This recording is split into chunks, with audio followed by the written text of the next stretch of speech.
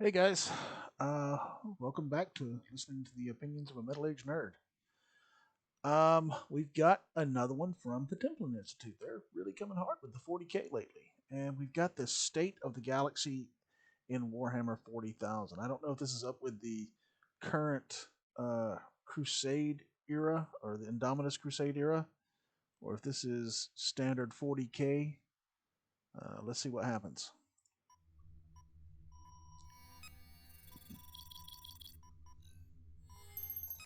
The new Templin Institute is growing on me. I was a little bit unsure at first, but it's growing on me. There's good content. For The more than a Emperor. hundred centuries, the Emperor has sat immobile on the golden throne of Earth. The galaxy suffers under a dark and terrible era.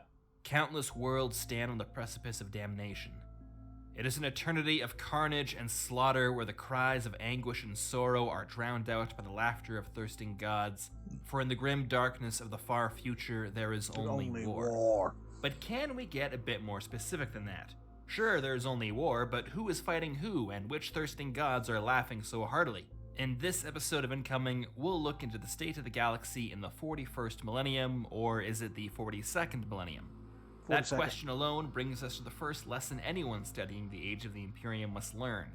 There are no hard facts here, no certainties beyond the touch of doubt. Instead, we must rely on our best guesses and navigate through conflicting accounts. Embrace these findings at your own peril, for truth is subjective, while damnation is eternal. This is not a computer game, this is a browser game. You just go to a link to start playing the game immediately. You log in and that's it. So let us begin where all things must, with the Imperium of Man. I believe it is no exaggeration to say that the Emperor's realm finds itself in a state of catastrophe unrivaled even by the events of the Horus Heresy. The Great Rift, a galaxy-wide terror in reality, has That's a fair unleashed assessment. unprecedented warp storms and split the Imperium in two. On one side of the Great Rift there lies the Imperium Sanctus.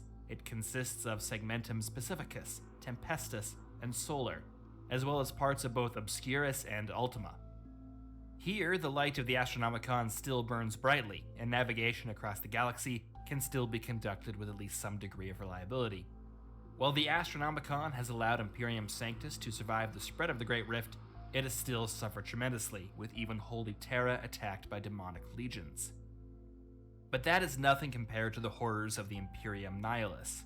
Separated from the light of the Astronomicon and cut off from all but the most determined aid, the so-called Dark Imperium stands alone against every manner of nightmarish foe. Before the spread of the Great Rift, this half of the galaxy was administered under Segmentums Obscurus and Ultima. Since the Rift, however, travel through the warp is barely sustainable at even a crawl.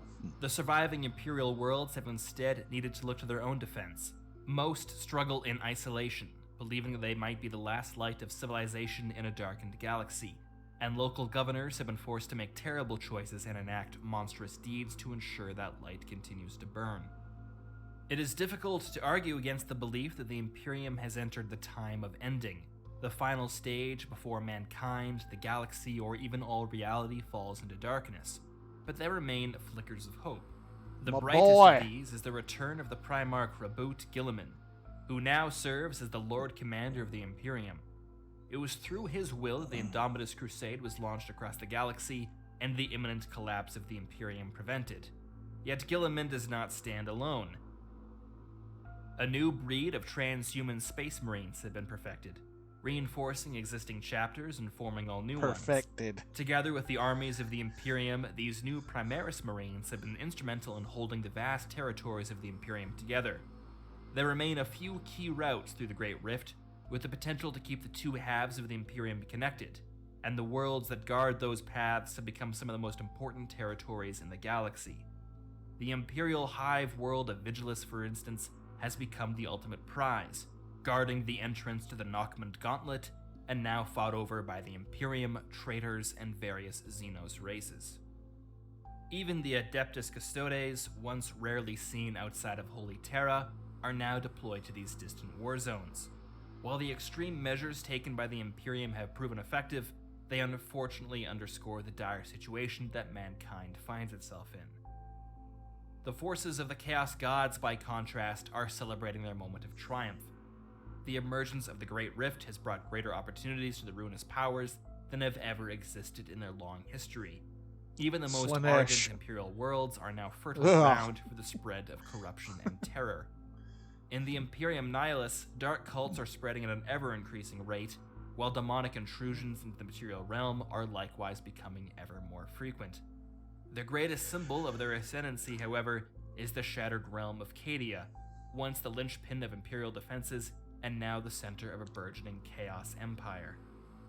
Hadn't But heard with that. victory has come arrogance and impudence.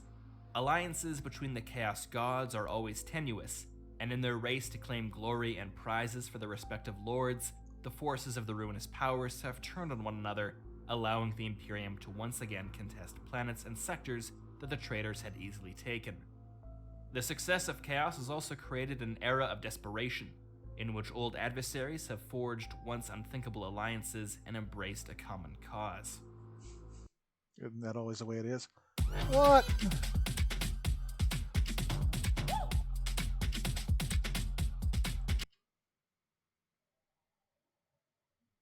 Sorry about This that. There is wasn't no even more a evident hint than of in the a fractured warning. Eldari, split between those who after the fall of their empire sought refuge on their surviving craft worlds, those who fled into the labyrinth of the webway, and those who embraced strange cults and ancient prophecy. And yet, one such prophecy is uniting the Eldari like never before. A high priestess of a new religion is leading a growing coalition of her people in the belief that the Eldari god of the dead might be awoken and set against the chaos god Slanesh. While the greatest attempt has failed, should this yet come to pass and should Slanesh be killed, the souls of all Eldari might be freed from the terrible curse that affects their race. For the first time since the fall of their ancient empire, all the Phoenix Lords have gathered together, and members of every Eldari culture have sworn loyalty to the same banner. Curiously, the same thing appears to be occurring across the Orc clans, although this may have greater consequences for the galaxy than even the spread of the Great Rift. The war boss Gazgul Mag Uruk Thraka is generally regarded as without equal across the whole of the Orc race, and beset by visions seemingly from the Orc gods Gork and Mork. They have led Gazgul first to the Imperial world of Armageddon, turning its entire star system into a cauldron of battle, and later to the Orc Empire of Octarius, where he nearly single-handedly altered the course of battle against the Hive Fleet Leviathan. Gazgul's feats of battle have turned him into a living psychic beacon, and he is drawing orcs in their trillions from every corner of the galaxy. It is rumored he now stands at the head of over 5 million warships, and leading them into the very heart of the Imperium. While the victory at Octarius cemented Gazgul's status among the orcs, it was disastrous for the Tyranid hive mind. We're going to see some Only a corks select before few this is of all the over hive with. fleets have entered the galaxy so far, but their defeat at Octarius, Baal, and elsewhere, combined with the spread of the Great Rift, is denying the Tyranids the precious biomass that sustains them. If the galaxy is swallowed into a rolling tide of madness, the hive mind will need to look elsewhere for biomass, but having already endured such a long journey, it is doubtful it could survive. Yet the Tyranids excel at adapting to changing circumstances, and already new organisms and hunting patterns have been developed. And while the Great Rift does not benefit the Tyranid swarms in the long term, its spread has unleashed the potential of the Gene Stealer cults. Secret societies who worship the hive mind have found greater success as the Imperium's attention has turned elsewhere, and if the Tyranids can move swiftly, the Great Rift need not be a major obstacle. For the Tau Empire, by comparison, the Great Rift has barely been a hindrance. Lacking a meaningful psychic presence in the warp and unable to use it to travel, the Tau have been forced to adopt slower yet more reliable methods that remain unaffected. Their history is marked by a series of aggressive campaigns of expansion to establish new spheres of influence, and the fifth sphere is bloodied but relatively intact. An assault by the Nurgle sworn forces of the Death Guard threatened to turn the Tau's newest realm into one of pestilence and slaughter, but through great cost, this fate has been averted. Yet the success of the fifth sphere was paid for in the suffering and loss of the fourth, and its few survivors tell that the greater good itself saved them from annihilation. taking the form of a multi-limbed figure adorned with an impassive mask. Whether the Tau have finally managed to influence the realm of the warp, or some strange deception is being played across their race, remains What is unknown. that?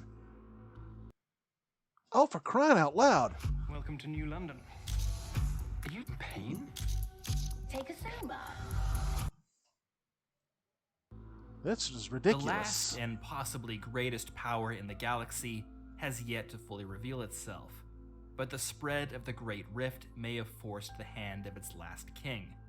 The Necron dynasties have awakened in fitful starts, with most still dormant, but with the return of their silent king, the process has been accelerated. The spread of chaos across the galaxy and the arrival of the Tyranid Hive fleets threatens the future of the Necrons in a way different from all other races, stealing from them the chance to return to mortal form. But perhaps more so than any other race, the Necrons have the power to overwhelm the chaotic energies of the warp, and they have already established a so-called pariah nexus, free from the influence of the Imperium. If this zone can be expanded across the galaxy, the ruinous powers will wither and die, and the mortal races cast into madness before being harvested. If this is indeed the time of ending, then attempting to predict where things will go from here can only lead to madness. Nevertheless, I am of the opinion that even the return of Guilliman and the mobilization of Primaris Space Marines is not enough to prevent the collapse of the Imperium, yet perhaps this is only the first stage in the return of other Primarchs, or perhaps even the rejuvenation of the Emperor himself. The lion. While the latter seems unlikely, who among us could have predicted even a few years ago that a living Primarch would rally the Imperium once more? The Tyranids and Necrons seem the true wild cards in the developing scenario. Neither has any love for chaos, and should their twisted intelligences that guide them determine that the survival of the Imperium is necessary for the success of their long-term plans, well, who can say where things might go from there? But that, of course, is just my opinion, and even though I speak with the authority of the Emperor himself, I'd like to hear your thoughts. Does the Imperium have a chance at survival? Oh, which force, if any, can really? stop the spread of the ruinous powers? What's the deal with the Hrud? Let me know in the comments below. The Hrud And are a until pain in the next ass. time, this has been Incoming. In Incoming, the Templin Institute discusses the theories and ideas found across alternate worlds. If you've enjoyed this video and would like to join the Templin Institute, Okay, I guess there's consider no pledging to our Patreon sneaky page. Along with mid-credits increased security access, on this you'll one. be able to vote in polls to determine future topics, Okay. get custom wallpaper every week, and receive some other exclusive. All right, that was actually pretty good. He actually dropped a couple of things that I didn't know about. I am not as familiar with the lore of the resurrected Eldar god as I need to be. I started working on that and didn't finish it. Probably need to find those, pick them up somewhere. It really is interesting. It's like like he did say, it's almost we have the reformation of all the old empires. The Eldar are coming together. The Orcs are coming together into Gazkul, and I'm just about willing to bet we're going to see them turn into Krorks again. The Silent King is returning. There's definitely going to be more Primarchs, and my money is on the Lion. Some people are saying it could be Lehman Russ. It could be I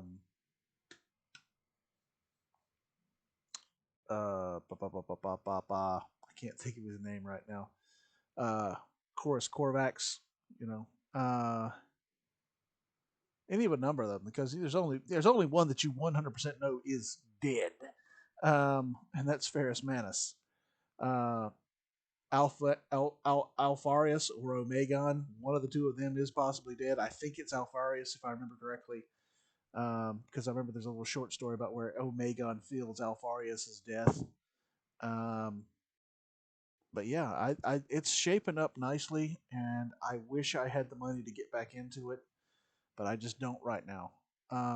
But that was really interesting. The only thing I wish that he had mentioned was that Segmentum Nihilus is pretty much under the command of Dante right now. And I do love me some Dante. I love the Blood Angels. All right, that was pretty good. You guys let me know what you think. Give me some feedback. Let me know what you'd like to see me to do next. I've got so many irons in the fire and so little time to get them all done. But I'm going to keep on trying, guys. Thanks for watching. Please continue to like, subscribe, and share. Help the channel grow. I appreciate you guys a whole bunch. Hope you have a good night.